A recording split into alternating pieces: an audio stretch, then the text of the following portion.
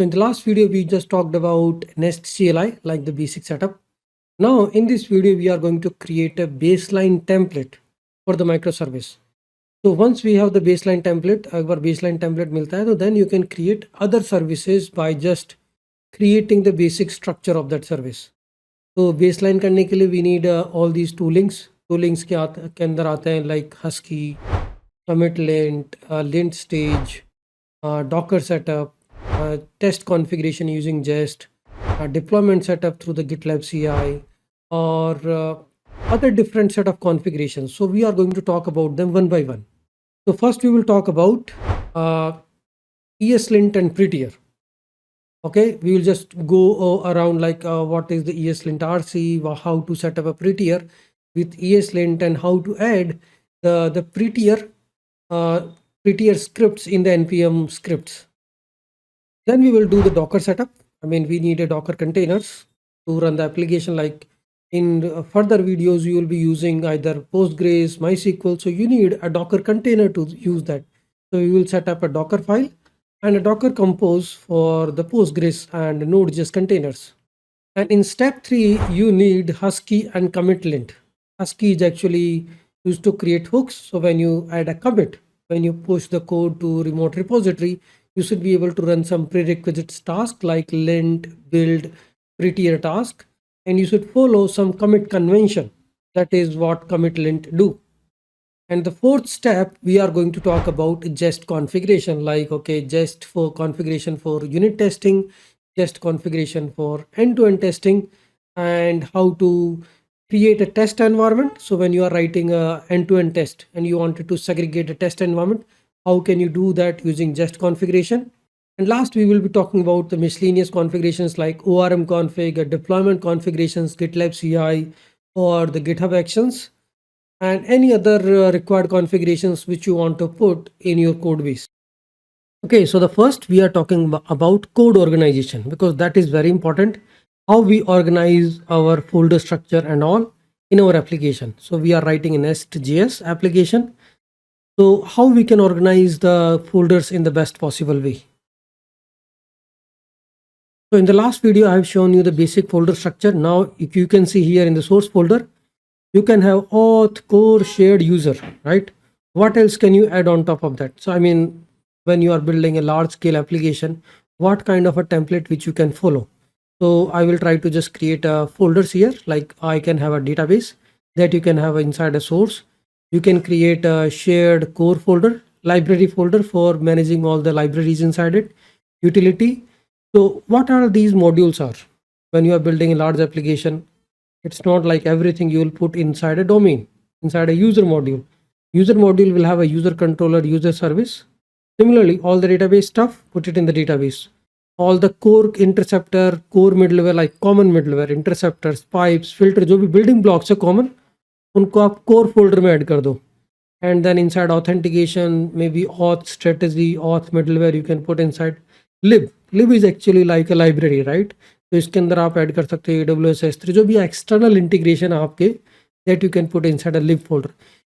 Shared folder का मतलब है कि all your shared modules which are common across, which can be used across any other module. So shared module can be coming here. Utility helpers you can add. So this is kind of a structure you can follow. Here what I'm doing is, let's say domain. Inside domain you can have all your repository domain like user, account, profile. तो mostly मतलब मैं इस तरह का folder structure use करता हूँ. Domain के अंदर मेरी ऑल रिपोजिटरीज आती है. अब डोमेन के अंदर जैसे मान लो APIs, mainly the APIs comes under domain. अब इसके अंदर कोर्स है, अकाउंट है, तो account controller, account service, course controller, course service, book controller, book service, book module, ये सब उसके अंदर जाता है. And I always have domain module as a root module. अब इसमें डोमेन मॉड्यूल रूट मॉड्यूल हो गया. All the modules will be imported in the domain module. और डोमेन मॉड्यूल में इंपोर्ट करूँगा ऐप मॉड्यूल के अंदर, because we discussed that there will be one root module for the whole NestJS application. So that we are say following the same strategy here.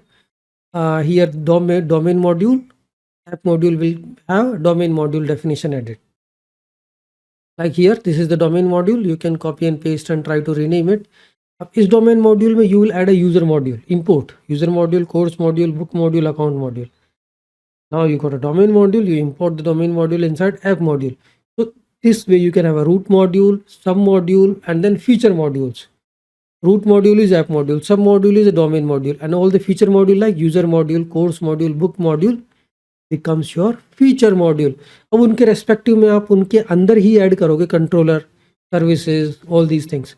अब core folder के अंदर आ गए आपके अंदर middleware, interfaces, types, filters, validation pipes, कुछ भी जो common things है ना, गार्ड हो गए, मिडलवेयर हो गया, इंटरफेसेस हो गए, कोर थिंग्स, कोर एस्पेक्ट है जो नेस्ट जेएस के, वो सारे इसके अंदर हम ऐड कर देंगे.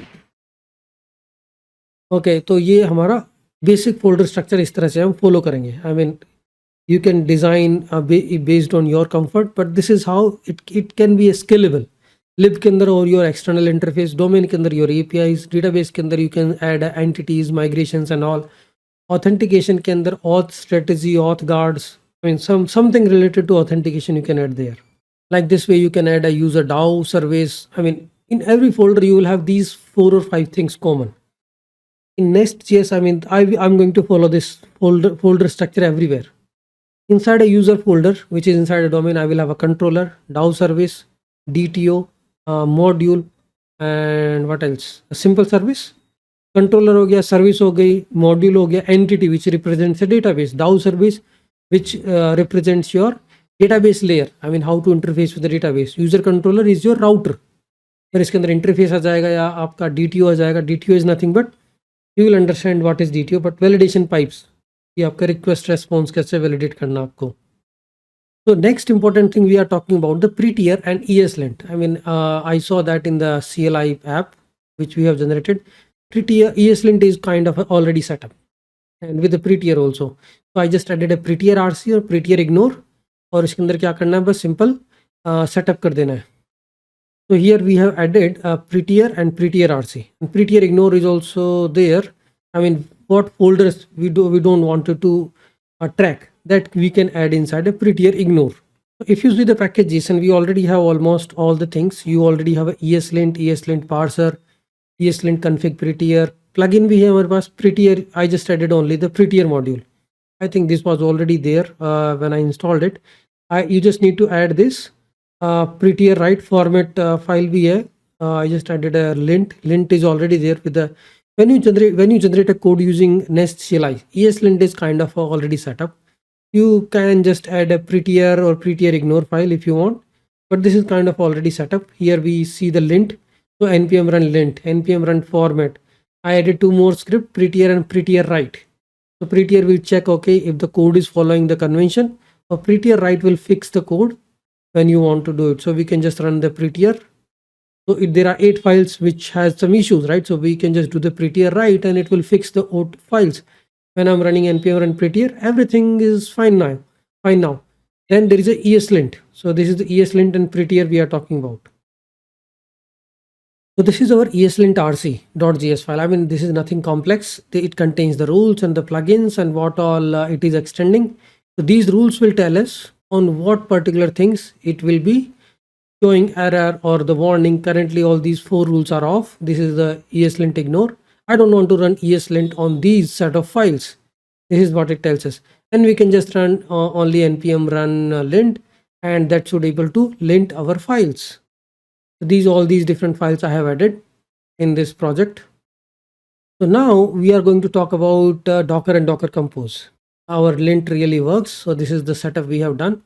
Now in the Docker and Docker Compose, first of all, why we need it for the local development. But एक baseline template बना रहे हैं तो I think हमें Docker setup भी कर लेना चाहिए. So you can, when you copy and paste it in on another project, you can spin up your Postgres container or database connections वगैरह सब easy हो जाएगा. You can have a Postgres, MongoDB or MySQL. I will try to provide all the examples, but you can just set up a Docker and Docker Compose. You don't need to create a container for the node.js, because what we can do is node.js हम local पे run करते हैं, और we just need a container for the database, either a MySQL, Postgres or MongoDB. हम node.js को locally run करेंगे और node.js will connect to the database which is inside a container. तो ये सब simple Docker का setup हम कर सकते हैं. What we need to do is we just need to create a simple Docker file and Docker Compose file and all those things. So let's try to add them here. So I have added 3 files here. if you see Docker compose, Docker file, and Docker compose override. So you might get confused, what is this Docker compose override and Docker compose file?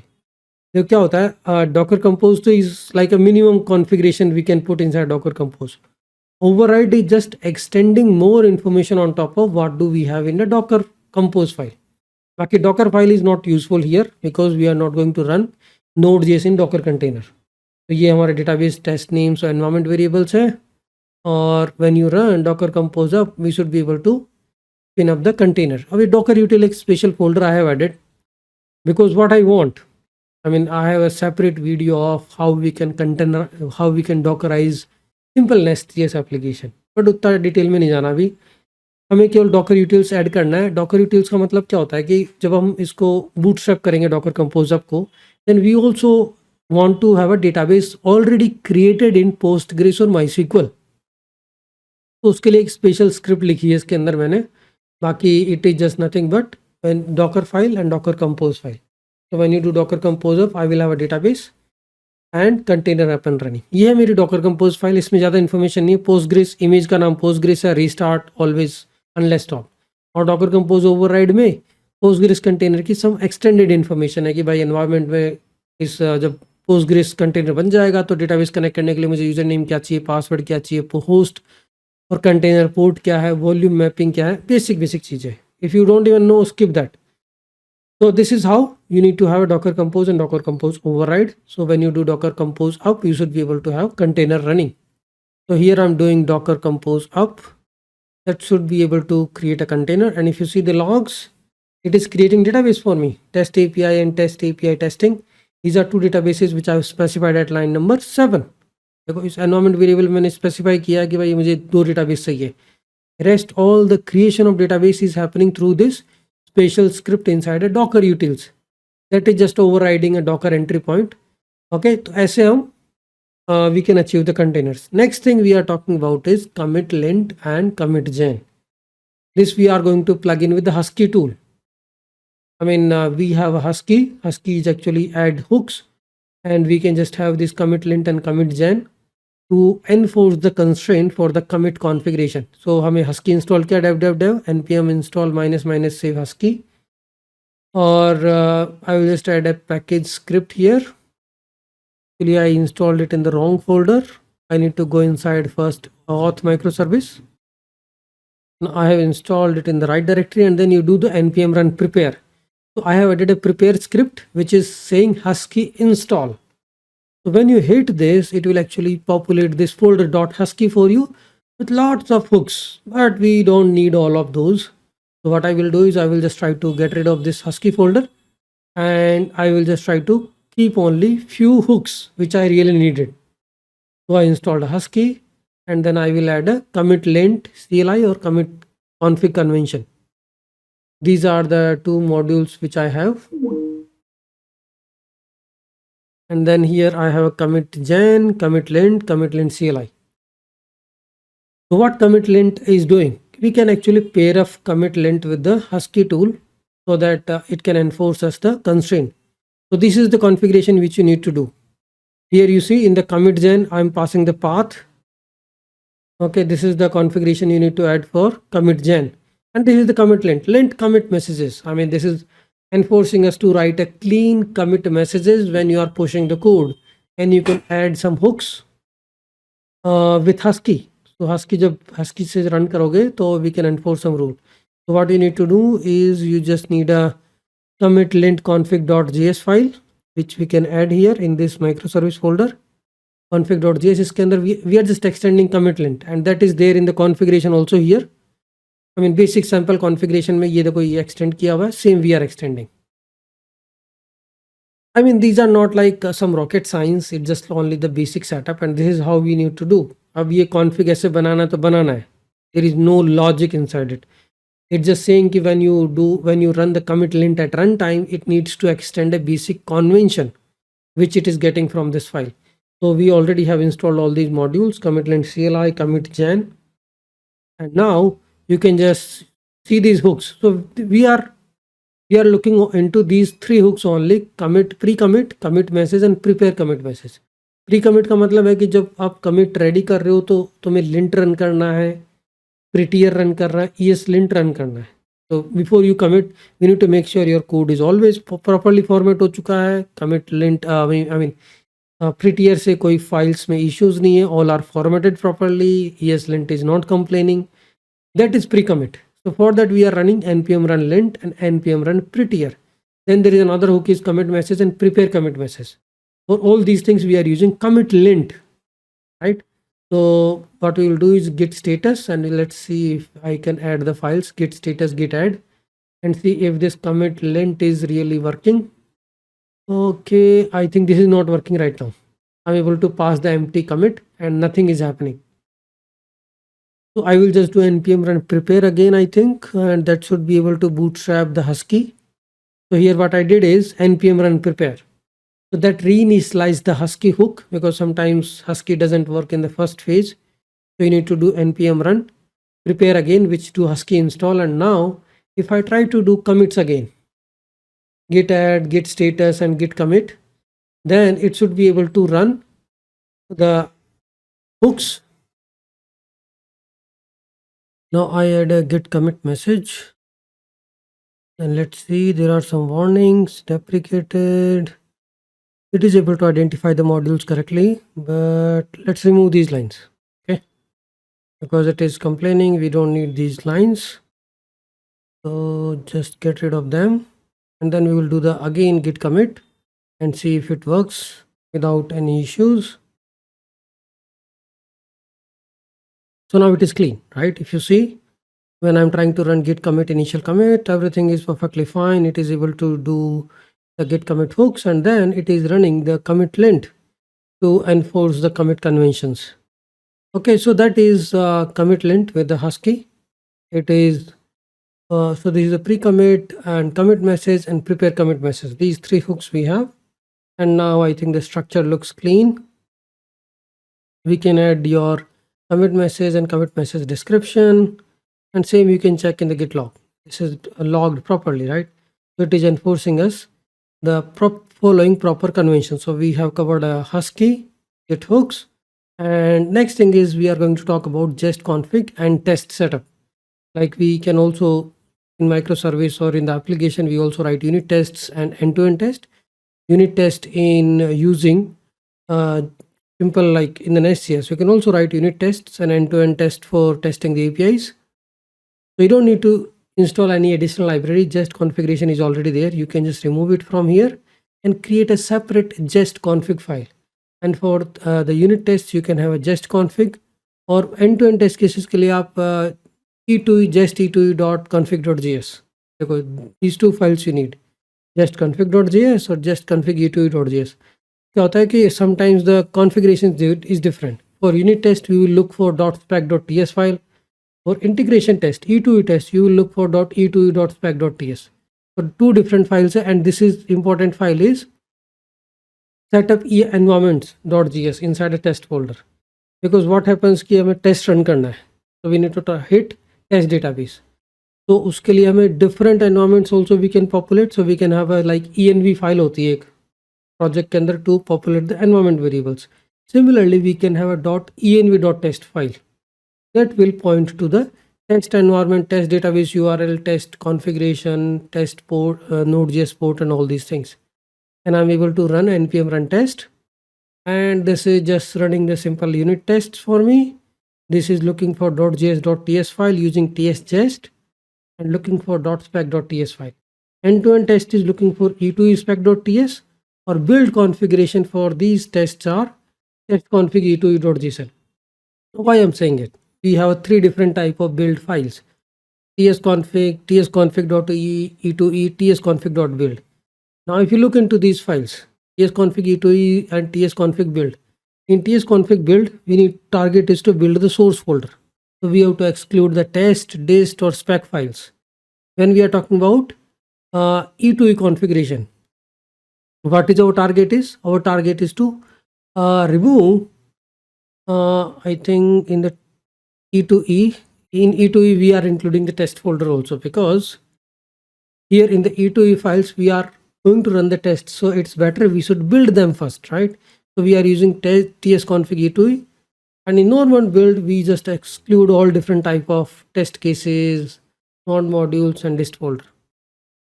So this is how you can set up a basic test setup. And this is my tsconfig e2e. Here I'm just excluding only node modules and the build folder. Rest all is everything there. Okay, and just config basic setup. Next is NVMRC, like how we can force all the users to use the same module, same node version. What happens, let's say I'm running the same project with node 14, somebody is using node 18, somebody is using node 20. I mean, we need to think about compatibility. Node 9 is very much compatible with the 16.x and greater. We can't use the 14.5, right? So how we can enforce that rule inside our package JSON? For that, we can just use this package JSON, and here inside this we can just use fbjs script. That's actually a package which you need to add as a dependency. So this, there it is. Here I need to add this check engines, which is using this fbjs script. This is actually module which you need to add in the dependencies, and this is the engine and dev engine. These two definitions you need to add, and what those are doing, those will validate. Yeah, when you are doing a building, when you are building or starting the application, it will check what is your current version and what is the version mentioned in package JSON. Is it compatible? Let's say if you are using some older version, no, I won't allow you to run the application. So those kind of constraints you can add here. So here I can add a pre-build step. Okay, before building this, I need to check these things like what is your node.js version.